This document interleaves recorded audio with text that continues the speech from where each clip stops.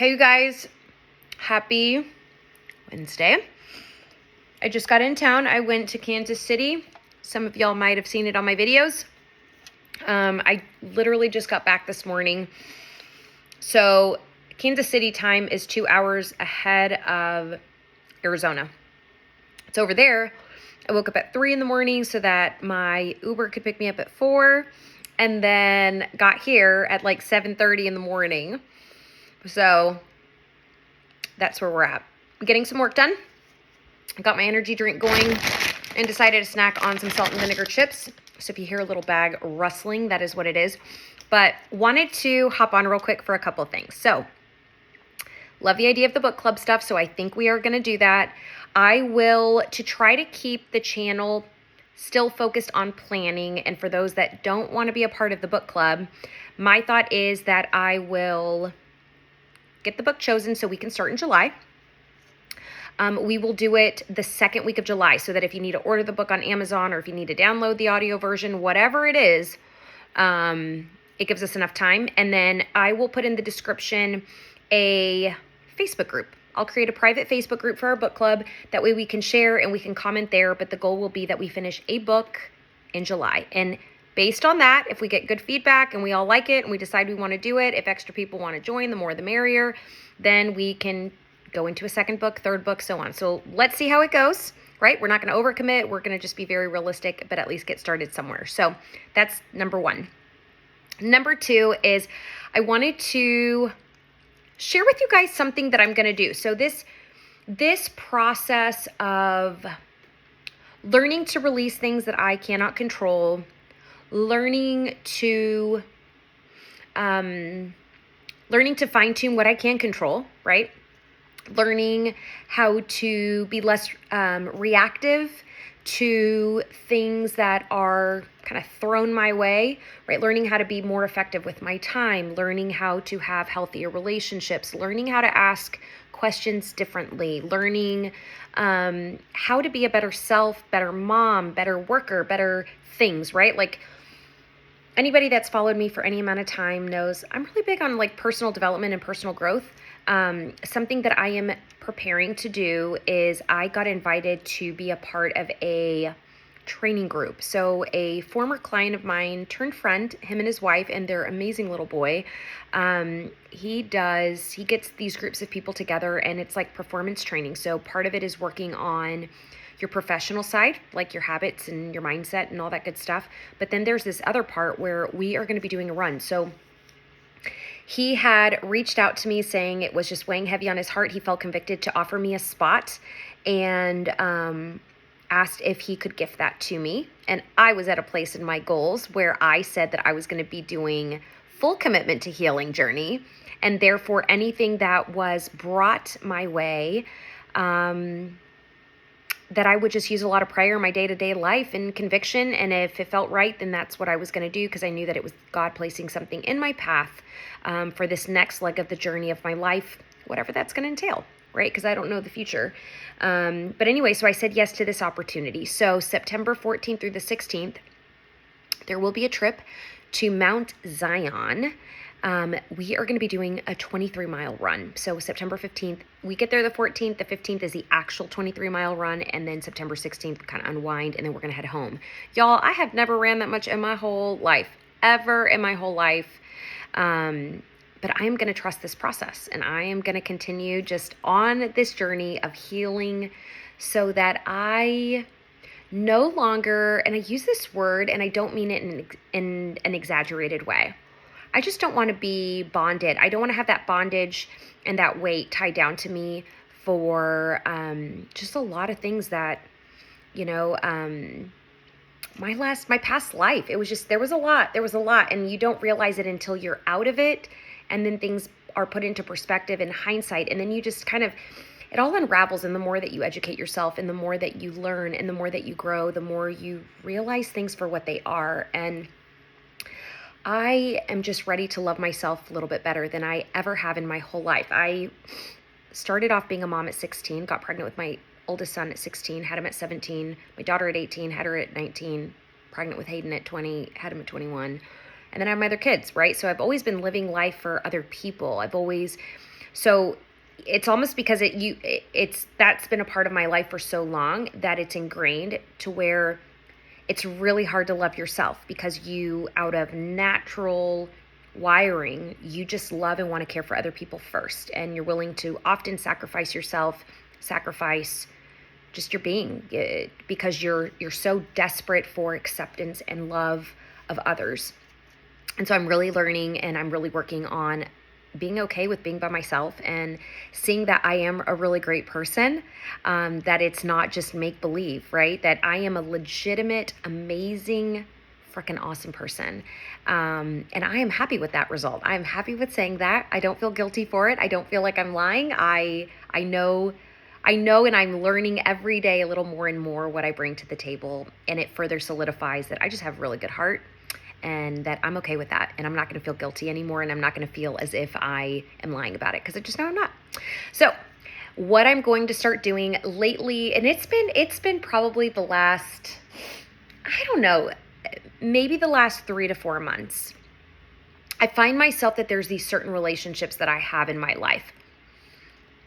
And I reach out and I reach out and I reach out, and I keep trying to, I'm always trying to save things, always trying to save it, always trying to beg for things, and I just realized that how draining that is, how unhealthy that is, that you cannot and you shouldn't put more effort into something than someone else is.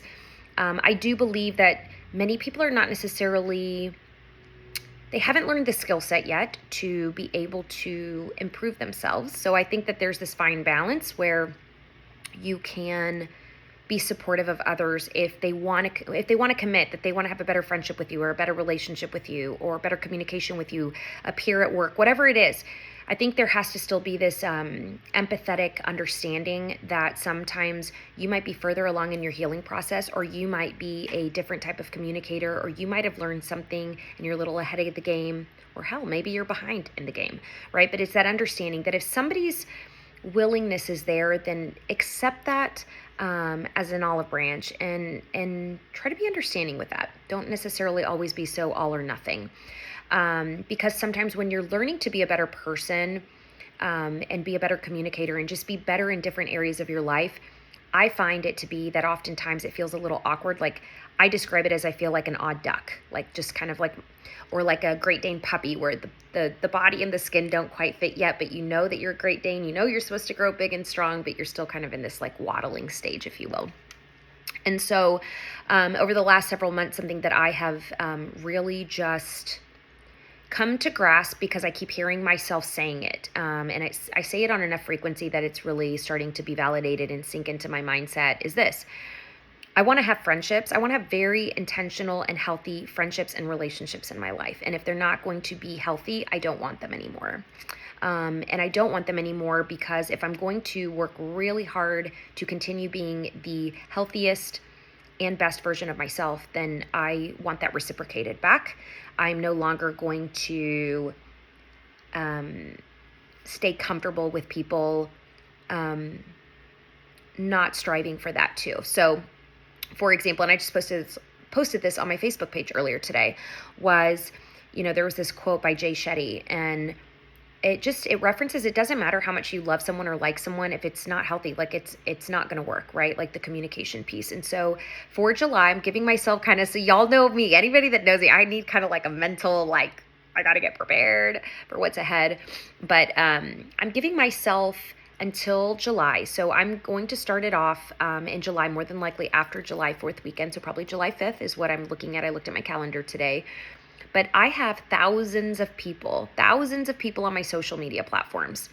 So between LinkedIn, Facebook, Instagram, TikTok, I have thousands. I'm not saying I'm famous, y'all, by any stretch of the imagination. And if you're on social media a decent amount of time, you probably have thousands of people too. But what I'm realizing, and even in my phone contacts, I have lots and lots of people in my phone. But are we friends? And if we're friends, do we communicate and do we behave like healthy friendships would? I need to figure that out. And the people that aren't, I want to extend the olive branch to first say, hey, I'd really love to stay friends, but would you love to just stay in better contact? And that's a me thing for sure, because that other person's only as good as you, right? Like you can't just blame one person and not try and not take any onus. I guess you could, but if you're going to be truthful and honest with yourself, that's like trying to blame it on other people usually does not work.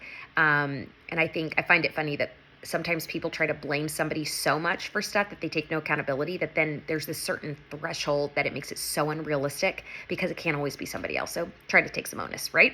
So same thing with your friendships, same thing with your relationships. And then the other level is,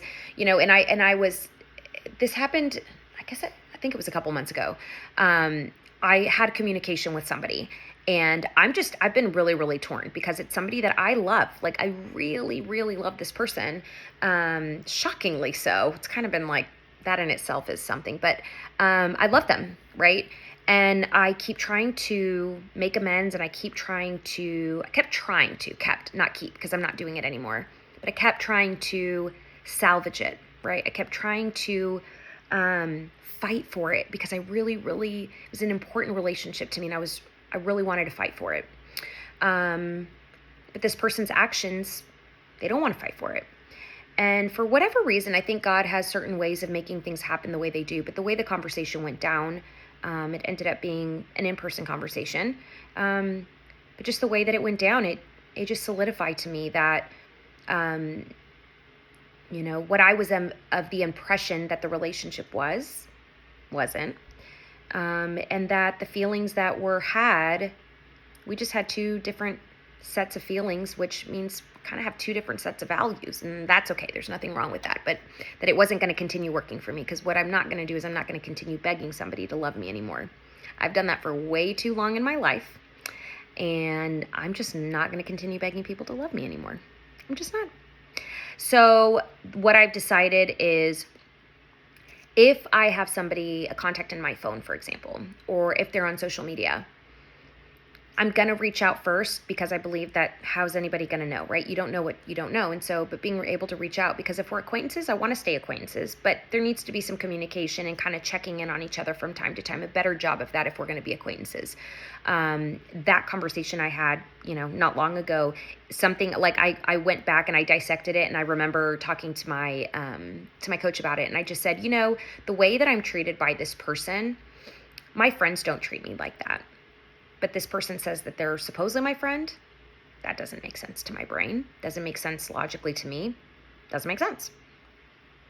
And then there were, and then it was, but I also, none of my acquaintances treat me like this either. None of my acquaintances ignore me. None of my acquaintances act put off by me. None of them act annoyed by me. None of them act as if it's nonchalant. Like, my acquaintances don't even act that way.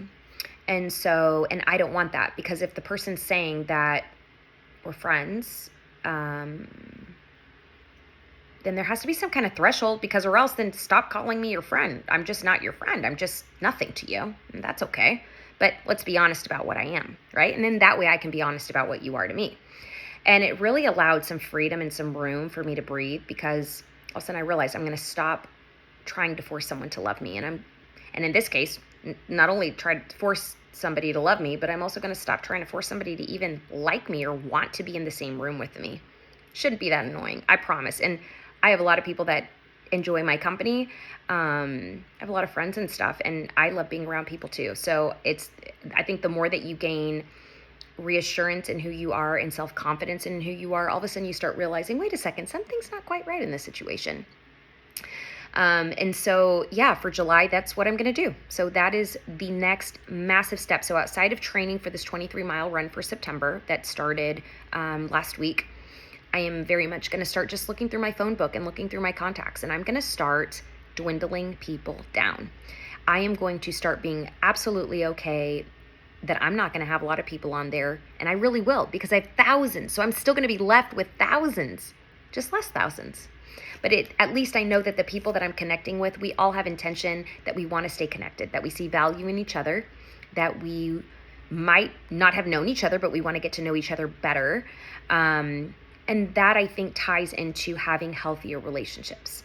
And it also ties into having healthier communication, right? It's going to allow me to be respectful of my personal boundaries. And be respectful of their boundaries if they have any. I'd love to ask that question too, right? So I'm on this mission not only to be a better self, but part of being a better self is you get to be a better friend, you get to be a better acquaintance, you get to be a better sister, you get to be a better daughter, you get to be a better mom, you get to be a better friend, you get to be a better neighbor, you get to be a better everything. Like there's no negative to it, right? So those are my things that I'm going to be working on, but I wanted to share that with you. So if you're open for the book club, comment below, let me know that you want to be on the book club. If you are super open to that challenge of like really just starting to focus on having healthier, better quality relationships, I'd love to know if this sounds appealing to you. And if you do it, I'd love to see what it does for you, because I'm curious what emotions it'll stir out of people, and I will promise to share transparently on what it does for me too. So anyways, with that said, I've got to get back to work, but I hope you guys are having a fantastic Wednesday. I see you, I love you, you matter to me, and I will talk to you later. Bye.